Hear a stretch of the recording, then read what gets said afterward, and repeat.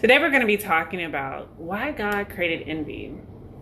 We don't talk enough about envy, especially not as Black women, especially not as millennial Black women, the generation raised by BET, Bible study, and broken systems. But let me say this plainly. God made envy. And like things God made, it's all good if you know what to do with it. Envy was planted by God. Envy isn't evil, it's divine attention. It's a spotlight from your soul saying, this is what you could become if you dared. You don't envy what you don't relate to. You envy what mirrors you, even if it's foggy, even if it's faint. You're not envious because you're petty. You're envious because you're prophetic. It's proof you are not average, and God is trying to wake you up. Bible reminder, Exodus 20:17, thou shalt not covet. Why? Because envy unchecked traps your wings. When you obsess over what someone else has, you forget what God gave you.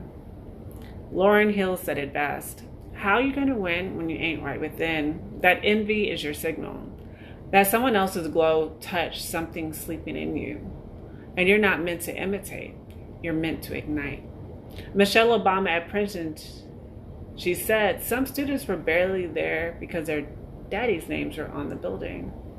But God sent her there to see the system, so she could rise and free others. Envy was a lens, a lesson, not a limit.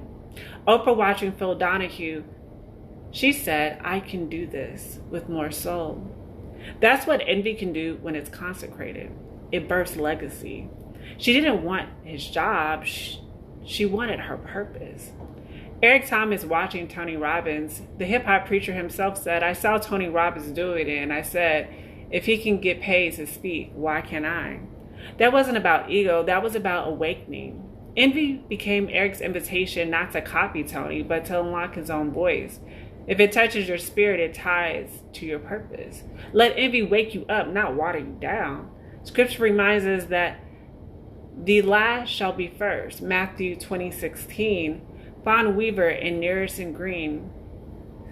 She asked, why has no one heard of the man who taught Jack Daniel?